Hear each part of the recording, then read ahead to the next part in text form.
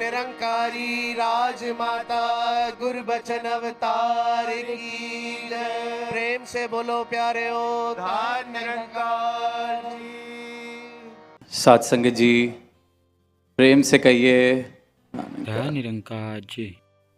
वैसे तो लिखने वालों ने कहने वालों ने लिखा है कि निर्धन के धन राम, निर्बल के बल राम। तो दास जब ये पंक्तियां पढ़ रहा था तो ख्याल गया कि निर्धन किसे कहा जाता है। क्या निर्धन जो हम संसारी भाषा में देखते हैं कि शायद जिसके पास ये संसारी सुख संसाधन नहीं है, शायद ये जो संसारी माया है उसकी तंगी है, उसको निर्धन कहा जाता है संसार में। तो क्या उस निर्धन की बात हो रही है? क्या वो निर्धन है जिसको राम मिलेंगे? फिर निर्बलता की जब बात हो रही है तो क्या दुनिया में जो दीनहीन है, जिसका गुजारा नहीं चल रहा, जिसके पास कोई बल नहीं, ना शरीर का बल है ना अक्ल का बल है, संसारी तौर पर जिसको निर्बल कह सकते हैं, क्या उसको राम मिलते हैं? अगर फिर ऐसा है तो ना जाने कितनी ही दुनिया, शायद वहाँ पर ऐसे हालात उन देशों में जहाँ पर शायद 2 वक्त की रोटी भी कभी कभी नहीं मिलती, तो अगर निर्धन को ही और निर्बल को ही संसारी भाषा से जिसे निर्बल और निर्धन कहा जाता है राम मिलते हैं, तो उनको तो फिर बिना किसी कर्म के, बिना किसी कोई ऐसी सोच बनाए राम मिल जाने चाहिए थे।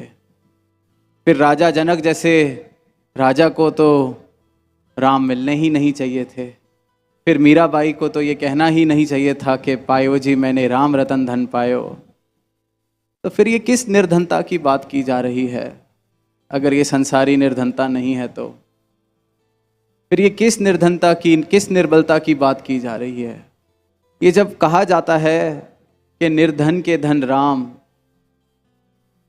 तो ये उस एहसास से कहा गया है, उस बोध से कहा गया है कि चाहे मेरे पास कितना भी धन हो जाए, चाहे मेरे पास कितने ही महल बन जाएं, मैं फिर भी निर्धन का निर्धन ही हूं। ये संसार की सारे साधन मेरे मांगने से पहले भी अगर मुझे मिल जाएं, फिर भी मैं निर्धन का निर्धन। जिसको अपनी निर्धनता का एहसास हो गया, जिसने ये समझ लिया कि ये माया चाहे थोड़ी है या ज़्यादा है, चाहे सारी दुनिया ईर्ष्या करे किसी से कि किसके पास कितनी माया है, उसके पास दुनिया की सारी दौलत भी इकट्ठी हो जाए, फिर भी निर्धनता। जब ये समझ आ जाता है कि मैं कितनी भी किताबें पढ़ लूँ, अक्ल में कितना भी बल जोड़ लूँ, फिर भी निर्बल ही हूँ। चाहे शरीर में भी जितना बल आ जाए, फिर भी निर्बल। तो जब इस निर्बलता का और इस निर्धनता का एहसास होने लगता है, तो ऐसे ज्ञानी को फिर ये राम मिलते हैं, क्योंकि उसके जीवन से अहंकार चला जाता है। उसको दिखने लगता है कि चाहे सब कुछ है फिर भी हूँ तो मैं निर्धन ही। तो ये अहंकार किसका, ये मैं किस चीज़ की, ये किस चीज़ के लिए अपने आप को किसी से ऊंचा माना जाए। तो जब ऐसी हलीमी, ऐसी विनम्रता जीवन में बसती है, तो फिर उसे ये राम मिलते हैं, उसके ये राम हो जाते हैं, उसके ये धन राम बन जाते हैं। तो इन्हीं भावनाओं के साथ जब ये शब्द लिखे गए या कहे गए, तो एक तो विद्वान है जिसने ये शब्दों को दोहरा दिया, कहीं पढ़ लिया कहीं सुन लिया कि निर्धन के धन राम। इसको सुनते हैं तो यही लगता है कि शायद जिनके पास कोई सुख साधन नहीं उन्हीं के राम हो सकते हैं। पर फिर वहीं जब ज्ञानी इन वचनों को बोलता है तो उसका ये भाव कि हे प्रभु, मुझे जितना भी आपने दिया है सब आपका दिया गया, मेरा इसमें कुछ नहीं, मैं तो निर्धन का ही निर्धन हूँ। आप जीवन में बसेंगे तो इस जीवन का कोई मूल्य है, तो इस जीवन की कोई कीमत है। तो इस प्रकार से निर्धनता का और निर्बलता का एहसास जब होने लगता है, समझ आने लगती है कि ये क्या अहंकार, किस चीज़ का अहंकार, ऐसा क्या है। 5 तत्व का शरीर मिला है मुझे भी, जो हर एक इंसान को मिला है। कोई अनोखी बात नहीं, परमात्मा ने एक जैसा बनाया है। हाँ, कुछ कारणवश हो सकता है कि मुझे अच्छे इल्म, अच्छी पढ़ाई करने के अवसर मिल गए, हो सकता है कि मुझे ऐसी अपॉर्चुनिटीज़ मिल गई कि मैं संसार की दौड़ में कहीं आगे किसी नंबर पे खड़ा हो गया, बिल्कुल हो सकता है, और वो उससे कोई परहेज़ भी नहीं। जब राजा जनक को भी ज्ञान हुआ तो उन्होंने गुरु अष्टावक्र से कहा कि अब फिर ये राज्य का क्या करना है। तो उन्होंने कहा पहले इसको कैसे चलाते थे। तो कहते पहले मैं अपना मान के चलाता था कि राज्य मेरा है, पर आपने जब ये ज्ञान दे दिया है तो अब समझ आ गई है मेरा तो कुछ है नहीं, तो अब फिर करना क्या है इस राज्य का। तो गुरु अष्टावक्र ने कहा कि अब तुमने इसको मेरा मान के चलाना है कि गुरु ने तुम्हें दिया है। तो उसने चरणों में सर रखा कि आपने तो असली मतलब क्या है भक्ति का ये समझा दिया। भागने का तो नाम है ही नहीं भक्ति। और फिर जो राजा जनक के भाव हुए, कहते जब तक अपना समझ के चला रहा था फिर भी मैं शायद गुस्ताखी कर लेता कोई इसको चलाते वक्त, पर अब तो ये आपका है, अब तो मुझे और संभाल के इसको चलाना पड़ेगा, सेवा भाव से चलाना पड़ेगा। तो ये भाव, ये जितना भी धन दौलत बल प्रतिष्ठा सब मुबारक है। ये संसार में आए हैं, गृहस्थ में जिएंगे तो इन सब चीज़ों को कमाना मुबारक है, पर इस एहसास के साथ, इस बोध के साथ कि मैं ये बल, मैं ये प्रतिष्ठा, मैं ये धन, मैं ये नहीं हूँ। ये तो इस जीवन यात्रा को चलाने के लिए मिले हैं। इनके साथ ऐसी आसक्ति ना मैं कर बैठूं कि इन्हीं में ही घुल मिल के मेरा जीवन कटता चला जाए, बिना किसी जाति मज़हब की दीवार के साथ सब एकत्व के भाव से अपने सदगुरु के दर्शन करने के लिए आए हैं। सदगुरु माता जी ने इस प्रकार से कृपा की, अरदास की जा रही थी सदगुरु के चरणों में। आज बखूबी ये भी बताया गया कि ये समागम, इनको रचने का उद्देश्य क्या है। ये जो स्थान स्थान पर सदगुरु जाते हैं उसके पीछे क्या उद्देश्य है। बहुत ही खुलकर आवाज़ दी गई मंच से कि प्रभु के दर्शन कर लीजिए, कि जिसकी आप पूजा करते हैं अगर उसके दर्शन अभी तक नहीं किए तो उसके दर्शन कर लीजिए। यही उद्देश्य है इस समागम का, यही उद्देश्य है सदगुरु का कि सारे ही मानवता का परोपकार हो, वो अपने मूल को पहचान लें, वो इस सच को पहचान ले। जिस तरह से लिखा भी गया है कि राम राम पया करदा सी मैं, राम मिलाया मुर्शद ने, कि मैं तो सिर्फ राम राम कर रहा था, आवाज़ दे रहा था, माला जप रहा था, मुझे लग रहा था यही सब कुछ है, बस नाम ले लेना। नाम ले लेके कहाँ कहाँ नहीं गया, कहाँ कहाँ नहीं पुकारा, और लगता था शायद यही भक्ति है। लगता था कि जिसने जितना ज़्यादा नाम ले लिया, पुकार लिया, ज़ोर ज़ोर से पुकार लिया, उतना बड़ा ही वो भक्त है।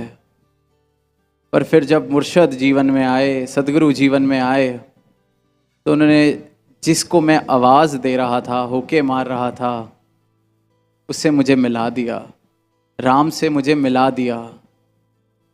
अब जिसने इस राम के दर्शन नहीं किए, या अभी तक ये आवाज़ उस तक नहीं पहुंची और आज सुन रहा है पहली बार, हो सकता है कि लगे कि ये तो कैसी अजीब सी बात की जा रही है। ऐसा भी क्या संभव है? क्या इस राम से मिला भी जा सकता है? तो ये जितने भी संत आज यहाँ आए हैं, ये जितने भी ब्रह्मज्ञानी महापुरुष यहाँ से, कि ये राम से हम खुद मिले हैं, और ये मुर्शद ने राम को मिलाया है। ये किसी की और की बात नहीं, ये कहीं पढ़ी लिखी बात नहीं, ये अपने जीवन की सब गवाही दे रहे थे कि हम भी राम राम कर रहे थे, ये परमात्मा को ढूंढ रहे थे, पर राम इस मुर्शद ने मिलाया है, सदगुरु ने मिलाया है। तो हैरान होने की कोई इसके अंदर गुंजाइश नहीं। अगर वाकई राम को पुकार दी जा रही है हृदय से, तो राम के दर्शन, राम से मिलाया भी जा सकता है। ये सदगुरु यही करने इस धरा पर आते हैं। अब फिर अगला सवाल ये भी आता है कि किसको मिलाया जाता है राम से। किसी के पास कोई ऐसी इल्म होना चाहिए, किसी को इतने वर्ष हो गए होने चाहिए ये नाम लेते लेते, या सत्संग में आते आते, या कोई खास तरह के लोगों को ये राम से मिलाया जाता है। तो उसका जवाब है कि ऐसा कुछ भी नहीं। जिसके दिल में श्रद्धा भाव, जिसके दिल में इस प्रभु को पाने की चाहत है, उन सबको मिलाया जाता है। कबीरदास जी लिखते हैं, भक्ति द्वारा सांकरा राई दसवें भाव। कहते हैं जो भक्ति का द्वार है, सिर्फ द्वार की ही बात हो रही है अभी, वो इतना सांकरा है, इतना पतला है, इतना बारीक है कि जैसे राई के दाने के 10वें भाग के जितना पतला, बारीक, सांकरा। फिर आगे वो समझा रहे हैं कि जब इतना सांकरा, इतना बारीक पथ है जिस पर चलना है, जिसका द्वार ही इतना बारीक, उस पर फिर यह हाथी जैसा अहंकार जो तुम लेके चलते हो अपने मन में, उसके साथ कैसे चला जाएगा, कैसे शुरुआत होगी भक्ति की। तो वही बात, ये निर्धनता, निरअहकार, अहंकार करूं किस पर, ये निर्धनता मुझे समझ आ जाए, तब मेरी भक्ति की शुरुआत हो सकती है। फिर इसी भक्ति से मैं इस अपने राम से भी मिल लेता हूँ, राम से एकमिक हो जाता हूँ। और सदगुरु कोई भी ऐसे हमारे ऊपर कंडीशंस नहीं लगाते, सिर्फ अपने 5 प्रण जो देते हैं। और पहले ही प्रण में जिस कारण मुझे अहंकार होता है, ये जो सांकरा पथ जिसकी शुरुआत मैं नहीं कर सकता अपने अहंकार को तजे बिना, कि तन मन धन इस परमात्मा ने दिया है। जब इस बात का एहसास हो जाए, इस बात का बोध हो जाए, इस बात की समझ आ जाए, तो फिर अहंकार किस चीज़ का। अहंकार तो उसे ही हो सकता है जिसे ये बात फिर समझ नहीं आई। एक कहानी दास को पढ़ने को मिली। कहते हैं एक पुराने समय में राजा थे, वो रोज़ रात को या हर दूसरी रात को भेष बदल कर अपने राज्य में जाया करते थे, देखने के किस प्रकार से सबकी जीविका चल रही है, कैसे मेरा राज्य चल रहा है, जैसी खबरें मुझ तक पहुंचती हैं क्या सब कुछ वैसा है कि नहीं। तो वो उनकी आदत थी और इस तरह से वो जाया करते थे। एक बार ऐसे ही अपनी रात की उस दौरे पर उनको एक इंसान दिखा कि पूरे राज्य के जो जहाँ कचरा कूड़ा इकट्ठा होता था, वो वहाँ उसको हिला रहा है, ढूंढ रहा है उसके अंदर जैसे कुछ। वो चल पड़े उसको देखकर। अगली बार फिर वो वहीं दिखा, तीसरी बार भी वहीं दिखा, चौथी बार भी वहीं दिखा। फिर एक बार वो नदी के किनारे रेत को छन्नी से छानता हुआ दिखा। फिर दोबारा। तो उनसे रहा नहीं गया, उन्होंने वैसे ही पूछ लिया बिना बताए कि वो राजन हैं, कि ये तुम क्या कर रहे हो, कभी तुम कूड़ा हिलाते हो जैसे उसके अंदर कुछ गुम गया है। तो उसने कहा कि कभी कभी उसमें से ही कुछ खाने को मिल जाता है, कभी कभी कुछ मूल्यवान चीज़ें भी मिल जाती हैं, कभी कभी इस रेत को छानते छानते इसमें से ही चांदी मिल जाती है, बस इसी से ही अपनी जीविका चला लेता हूँ। जो मिलता है उसको खा पी के दिन गुजार लेता हूँ, फिर अगले दिन फिर वही काम शुरू। तो उसकी बात सुनकर कहीं राजा के मन में दया का भाव आ गया। तो उसने अगले दिन जहाँ वो कूड़ा अपना रखते थे शहर का, और वो उसको पता था कि ढूंढने आएगा, तो वहाँ उसने एक अपने गले का हार हीरे जवाहरात से जो जड़ा हुआ वहाँ डाल दिया, और फिर ये चेक भी करवाया कि इसने जब कूड़ा ढूंढा अगले दिन तो इसको वो हार मिला कि नहीं। तो जब उसको ये खबर मिली कि उसको वो हार मिल गया तो राजा को बड़ी संतुष्टि हुई कि चलो शायद अब ये अपना जीवन अच्छे से गुजार लेगा, इसकी 2-4 पीढ़ियों का काम चल जाएगा। फिर राजा जब अगली बार दौरे पे गए फिर भी उस इंसान को वहीं पाते हैं, वो वही काम कर रहा है। तब उनसे रहा नहीं जाता, वो बता ही देते हैं कि मैं राजा हूँ और अब मैं तेरे से पूछना चाहता हूँ कि तूने हाल ही में इस कूड़ेदान में से इतना बहुमूल्य एक हार पाया, फिर तूने उसको बेच के पैसे भी कमाए, तू आज फिर इस कूड़ेदान में क्या कर रहा है, क्या ढूंढ रहा है? तेरी तो 3-4 पीढ़ियों का काम चल जाएगा, इतना महंगा वो हार था। तो वो आगे से कहता है कि जिस कूड़ेदान में से मुझे इतना बहुमूल्य हार मिल सकता है तो उसको फिरोलना, उसको ढूंढना मैं छोड़ूं कैसे? अब तो मैं रोज़ करूँगा।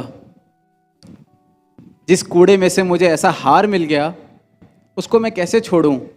और वो उसको समझा रहा है राजा आगे से कि ये तू कैसा जीवन जीना चाहता है, वो हार मैंने दिया था, ये तू कर क्या रहा है?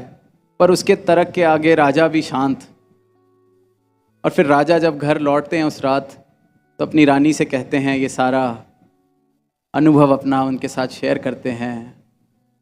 वो कहते हैं कि उसके तर्क के आगे मैं तो उसको नहीं समझा पाया, पर उसकी हालत देख के मुझे कुछ ज़रूर समझ आ गया है कि उसके और मेरे जीवन में कुछ ज़्यादा फर्क नहीं है। वो ये पदार्थ ढूंढ रहा है, हार वगैरह, मुझे परमात्मा ने सब कुछ दे दिया है, फिर भी मैं भी अभी और की दौड़ में ही चल रहा हूँ। कुछ और मिल जाए इस जीवन से, कुछ और मिल जाए इस जीवन से, लेकिन हाथ पल्ले मेरे भी कुछ नहीं आया। 60-70 साल की मेरी उम्र हो गई है, राजपाट सब कुछ है, पर हाथ तो मेरे भी कुछ नहीं आया। मौत के मैं करीब हूँ पर हाथ तो मेरे कुछ भी नहीं आया। उसके जैसा ही हाल है, उसके हाथ भी कुछ नहीं लग रहा उस कूड़े में, फिर भी ढूंढ रहा है उस कूड़े के अंदर रोज़ कुछ मिल जाए। लेकिन मैं तो राजा हूँ और मैं भी ना समझ कि इसी जीवन को जिए जा रहा हूँ, राजपाट बढ़ाए जा रहा हूँ, पर जब रोज़ रात को सोता हूँ तो लगता है हाथ पल्ले तो कुछ लगा ही नहीं। तो ये एहसास, ये निर्धनता का एहसास, बस ये जब भाव आता है कि जो ये निर्धन का जो धन है वो परमात्मा, कि जिसको ये समझ आ गया कि सब कुछ इकट्ठा भी कर लिया तब भी निर्धन ही हूँ, तो ये परमात्मा जीवन में बस जाता है। साथ संगत, कहने के लिए बहुत जगह बहुत कुछ कहा जा चुका है, लिखने के लिए, पढ़ने के लिए अनेकों शास्त्र हैं, अनेकों किताबें हैं। आजकल तो इंटरनेट पे जिस भी कवि का, जिस भी संत का, जिसका भी जीवन पढ़ना है, व्यक्तित्व पढ़ना है, पढ़ सकते हैं, जिनकी सिखलाइयाँ पढ़नी है पढ़ सकते हैं। पर पढ़ने लिखने से अगर तो मेरा सिर्फ़ और सिर्फ ये विद्वान मात्र मेरी जो ऊंचाई है वो ऊंची होए जा रही है कि मैंने इतनी किताबें और पढ़ ली हैं, मैंने इतने संतों के जीवन को अच्छे से उनके ऊपर रिसर्च कर ली है, इतनी मैंने दोहे पढ़ लिए, इतनी मैंने वेद पढ़ लिए, इतने मैंने शास्त्र पढ़ लिए, वो सब बहुत मुबारक है, पर मेरे जीवन में भी परिवर्तन आ जाए।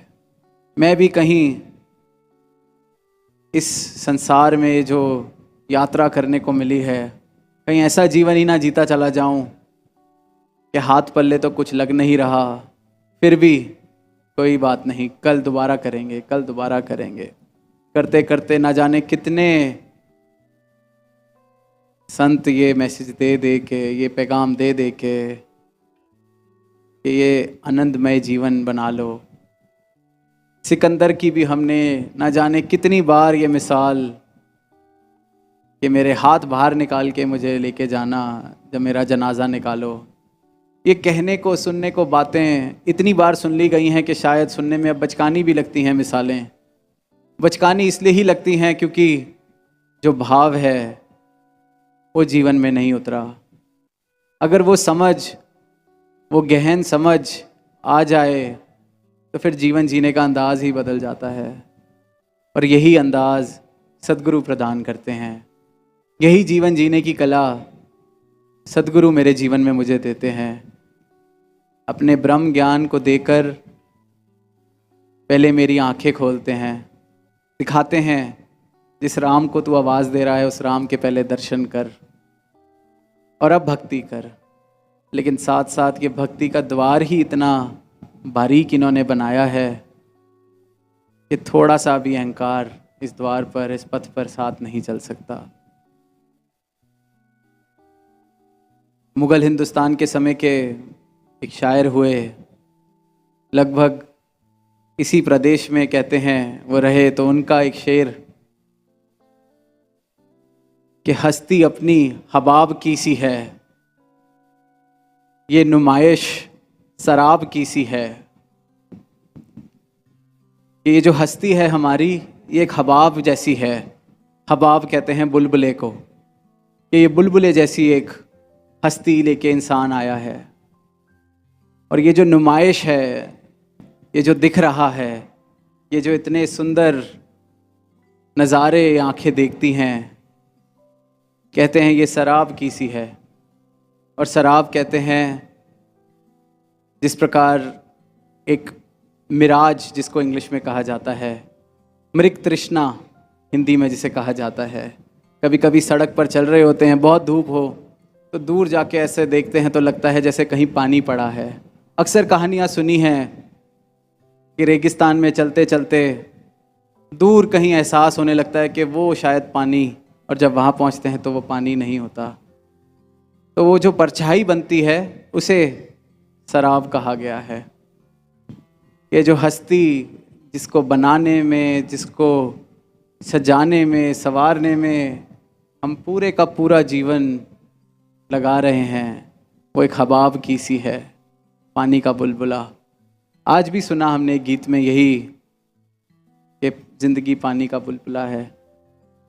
अब उस शायर ने किस संदर्भ में अपनी गज़ल लिखी थी वो तो दास को नहीं मालूम, पर यहाँ बखूबी बैठती है कि ये एहसास, ये बोध, ये ज्ञान, ये जीवन में आ जाए कि एक हबाब की सी ज़िंदगी के लिए इतना परेशान, इतना धन इकट्ठा, और ये धन भी ऐसा है जितना इकट्ठा होता जाता है उतना ज़्यादा ही इसको लेके भी उतना ही दुख है। जब तक नहीं था तब तक शायद इतनी टेंशन नहीं, इतनी चिंता नहीं, जितना बढ़ता जाता है तो ये एक बुलबुला हल्का सा, उसमें क्यों इतना भारीपन हम लेके चलना चाहते हैं। और आगे ये भी कहा है कि ये जो नुमाइश है ये शराब की सी है। ये जितना कुछ दिख रहा है जो आज मन को बहला रहा है, ये एक परछाई मात्र है। तो ये जिस तरह पहले भी दास ने कहा कि कहने वाले बहुत कुछ कह गए, लिखने वाले बहुत कुछ लिख गए। अब ये जो ज्ञान है, मैं कहीं सिर्फ वो बोलने वाला, कहने वाला विद्वान ना बन के रह जाऊं। मैं वाकई सही मायनों में ये ब्रह्म ज्ञान मुझे मिला है, सद्गुरु मेरे जीवन में आए हैं, तो वाकई मेरा जीवन भी ऐसा हो जाए, ऐसा परिवर्तन आ जाए कि हबाब की सी ज़िंदगी को, हबाब की सी हस्ती को भी मैं हंसते हंसते आनंदमय बना के गुजारता चला जाऊं। तो आज जहां पहला दिन ये लगभग संपन्न की ओर, और यही अरदास सारे ही मानवता के लिए भी, और सारे ही महापुरुष जो यहाँ पहुँचे हैं और जो पहुँचना चाह रहे थे, सबके लिए यही अरदास सदगुरु माता जी के चरणों में कि ये जो जीवन जीने का ढंग आप जी दे रहे हैं, हम सबका वही ढंग बनता चला जाए, क्योंकि इसमें हमारा ही फ़ायदा है, हमारे अपने लिए ही अगर स्वार्थी भी होना है तो इस प्रकार हम स्वार्थी होएं कि जीवन जीने योग्य बन सके हमारा। ऐसा स्वार्थ भी मुबारक है कि हमारा जीवन वैसा बन जाए जैसा होना चाहिए, जैसे सदगुरु चाहते हैं, जैसे मेरे को परमात्मा ने मुझे बनाकर भेजा मैं वैसा का वैसा बन जाऊं। जीवन में मेरा बस इतना ही स्वार्थ रह जाए।